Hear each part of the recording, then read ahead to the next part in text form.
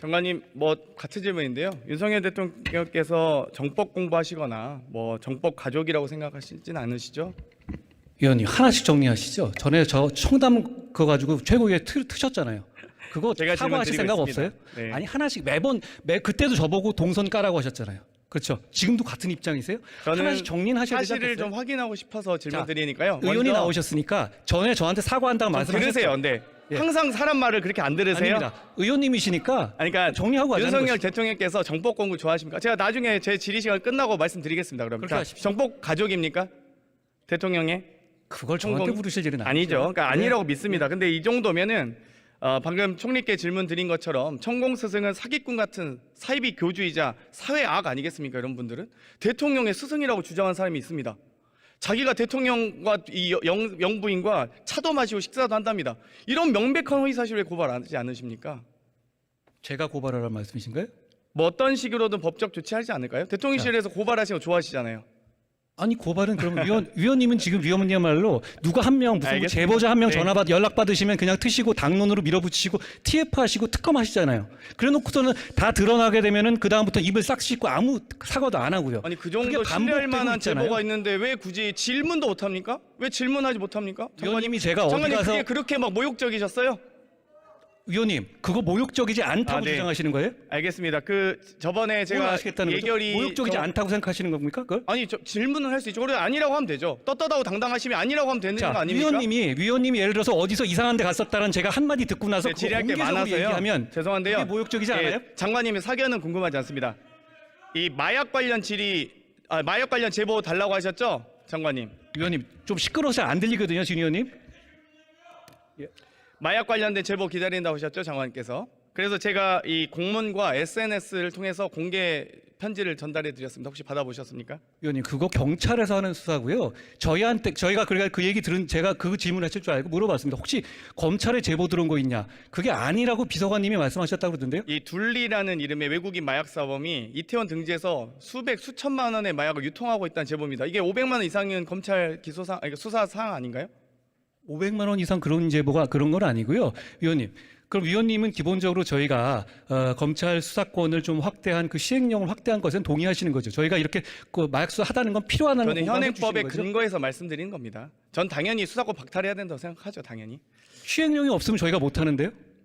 현재는 하고 계시잖아요. 예. 그리고 위원님 저한테 저번에 말씀하신 것처럼 북한에서 마약이 한국으로 유입되는 중요한 정보가 있다고 말씀하셨고 저희가 제보를 기다리고 있거든요. 굉장히 중요한 거지 않습니까? 저도 매우 궁금합니다. 그 그걸 부분. 제보해 주시지 왜 제보를 안 해주시나요? 대통령실에서 관계자 발로 나왔었던 말이라서 제가 너무 기가 막혀서 질문 드렸었고요. 그 얘기는 차후에 제가 또 드릴 기회가 있을 것 같습니다. 좀 기다리셔도 됩니다. 예. 네. 강자의 불법에 더 엄정해야 한다. 서민이 피해 입는 화이트 칼라 범죄에 강력하게 대처해야 된다. 장관께서 하셨던 말씀 맞죠? 당연한 말입니다. 도이치모터스 주가 조작 사건은 이 권오수 회장이 91명의 명의와 157개 계좌를 이용해서 아주 주가를 조작한 큰 사건이더라고요. 맞습니까? 그 사건이 지금 네. 재판이 진행 중이다라고 말씀드립니다. 많은 검사들이 공판 과정에서 이 해당 수사 검사들이 많은 얘기를 하고 계십니다. 그런데 장관께서는 김건희 여사와 매우 가깝다라는 얘기도 있고 뭐 카톡을 330여 이상 뭐 주고받았다는 얘기도 있지만 중요한 건 호칭은 어떻게 하십니까? 뭐 누나라고 부릅니까? 형수라고 부릅니까? 아니면 사모님이라고 부르십니까? 제가 개인적으로 아니 대화하는 김건희 사이가 씨라고 아닙니다. 합니까? 예. 제가 개인적으로 뭐라고 대화하는 사이가 질문하시죠? 아니라고 말씀드립니다. 아니 대화를 하시겠다고 하셨잖아요. 제가 친분의 깊이를 물어보는 게 아닙니다. 호칭 단순한 호칭입니다. 이게 어려운 질문입니까? 제가 말씀드렸죠. 그거는 총장과 대화하기 위한 과정이었고 보통 그때는 사모님이라고 불렀겠죠. 아 사모님이라 부르시고 김건희 사모님. 알겠습니다. 아니 김건희 사모님이라고 부르세요? 누가 아는 분한테? 아니 그거 언제적 얘기를 지금까지 계속 말씀하신 것처럼 그거 한 몇 년 된 얘기 계속 저한테 물으실 게 그밖에 없나요? 워낙 많습니다. 워낙. 저도 예, 시간이 한 20분 줬으면 좋겠습니다. 예. 저도 재판에 참여한 검사의 발언들 몇 개 지적하고 싶은데요.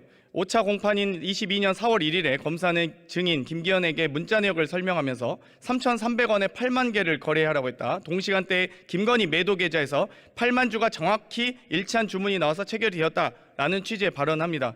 이런 뭐 구체적 수사 사실에 대해서 잘 모르시죠? 알려고 하지도 않으시고요. 구체적 사실을 제가 알면 하나하나 이렇게 답변할 수 있는 문제도 아니지 않습니까? 법무부 장관으로서. 검사가 김건희 명의 계좌 블록 딜에 대해서 또 묻습니다. 증인 김기현 씨에게. 김건희 명의의 DS 증권 강남 계좌에서 도이치 주식 합계 20만 6천 주가 매도됐는데 증인이 알고 있었냐? 네라고 합니다. 또 이 여러 가지 이 김건희라는 이름 엑셀 파일이 공개되기도 했는데요. 비인베스트 사무실 컴퓨터였습니다. 계좌 인출 내역과 잔고 표시, 토러스 계좌 잔고와 현금으로 환산된 총계가 있었습니다. 또 주식 수량도 나와 있습니다. 비인베스트에서 상당 부분 김건희 씨의, 김건희 여사로 보이는 이런 내용들까지 구체적으로 알고 있더라고요. 또 이 김건희 여사가 당시 신투 담당자에게 전화해서 이정필이 주문 내면 받아주라는 취지로 통화도 했고요. 또 이 마음대로 이 여러 가지 허락 없이 주식을 팔았냐라고 난리친 적도 있다고 합니다.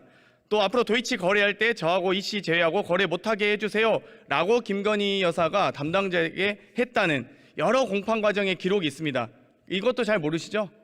아니 제가 아까 말씀드렸지만 그런 보도들이 새로 나온 얘기가 아니라 기존에 지난 정부에 수사할 때 이미 확보된 자료를 공판에서 증거 과정에서 설명한 것으로 저는 이해하고 있는데 아닌가요?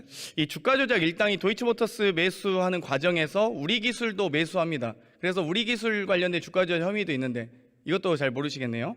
그런 사건이 진행 중인가요? 뭐 앞으로 진행되리라 기대하고 있습니다. 2012년에 금융감독원과 한국거래소에서 작성한 사건 번호 133호 이 해당 자료 금감원과 검찰이 갖고 있는 것으로 알고 있는데요. 제가 자료 요구를 했거든요. 혹시 제출해 주실 의향은 있으신가요? 위원님 잘 아시다시피 수사 진행 사건 수사 기록을 자료 아니, 이미 종결된 보고서잖아요. 사건 번호 133호에 대한 금감원 보고서입니다. 그게 수사 기록에 들어가 있지 않았겠습니까? 그러면 안 되나요?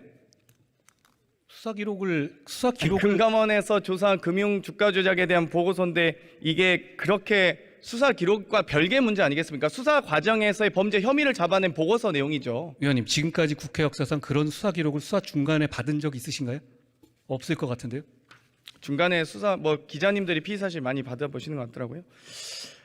주가 조작에 담당해온 검사 2명 있습니다. 1심 선고 2주 앞두고 인사 발령 내셨더라고요. 여러 가지 이 법무부에서 입장은 추후 공판에 계속 관여할 예정이다라고 발표하셨는데 이 천안으로 가신 분은 곧 세계은행 가신다고 하더라고요. 어떻게 해외 파견은 왜 공개 안 하셨습니까? 본인이 희망한 거고요.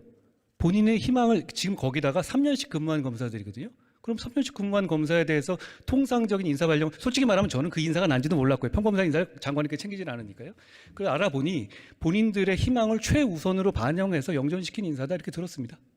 오히려 검찰총장께서 법무부 장관을 좀 난처하게 만든 일이다라는 말씀이신가요? 그건 무슨 말씀이시죠?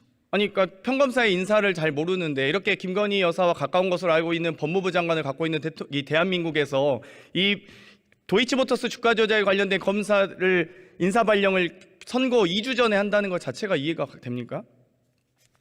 안 되죠. 윤석열 대통령께서 3년 근무하고 중앙지검에 3년 근무하면 인사 발령이 나게 되고요. 그리고 천안 갔고 그다음에 그 친구가 무슨 그 해외 그 파견이 돼서 갈 수 있을 것 같은데 확정된 건 아닙니다만 그때까지 재판은 계속 들어갈 겁니다. 공판을 들어갈 겁니다. 어떤 부분이 문제라는 것이죠. 지금 검찰의 업무라든가 통상 인사 시스템을 모르고 하시는 말씀 같습니다. 본인들이 만족할 만한 인사를 냈고요. 예를 들어서 저나 당시에 조국 사건 관여했던 사람처럼 저 통영으로 내줬거나 몇 번을 좌천하고 이런 식의 좌천 인사란 게 아니에요. 본인들의 희망을 최대한 반영해서 영전 인상을 한 것인데 그것이 어떤 절 비난할 포인트인지 이렇게 중요한 수사 과정에서 핵심 실무 책임자들을 교체해서는 안 된다라고 윤석열 대통령께서 검찰총장 시절 했던 발언입니다. 그걸 제대로 다시 갚아드린 거고요. 사실상 수사팀을 아닌가요? 공중분해한 거라는 생각을 하는 겁니다. 그렇지 그러니까 김건희 여사 방탄 검찰이라는 얘기가 듣는 거고요. 민주당이 굳이 한동훈 법무부 장관께서 적폐 장관이 되시지 않았으면 좋겠습니다. 전. 그 말은 제가 유념하겠습니다. 그러면 김건희 여사가 해외 순방 당시 착용했던 장신구는 대여입니까? 아니면 본인 소유입니까? 그 까르띠에 팔찌 1,500만 원, 이 아펠 목걸이 6천만 원, 그걸 법무부 장관한테 물으실 질문은 아니지 않습니까? 제가 답변할 수 있는 내용인가요, 그게? 이런 이 부분도 지금 공직자윤리법 위반 사항일 수 있다라는 답변이 있습니다. 많은 분들의 법무부 장관이 검찰서 하나 챙기고 경찰서 지휘합니까? 이런 부분에 대해서 대통령 친인척 관련된 인사검증 기능도 갖고 계신 법무부시잖아요. 그렇기 때문에 이런 친인척 인사검증을 한다고요, 국회에 저희가? 대해서 보다 더 엄중히 바라보셨으면 좋겠습니다. 위원님, 대통령 친인척 인사검증을 법무부가 합니까? 들어가셔도 좋습니다. 네. 아까 저한테 해주신다는 말 있지 않았습니까? 먼저 들어가시면 다음에 해드리겠습니다. 네. 알겠습니다. 고생하셨습니다.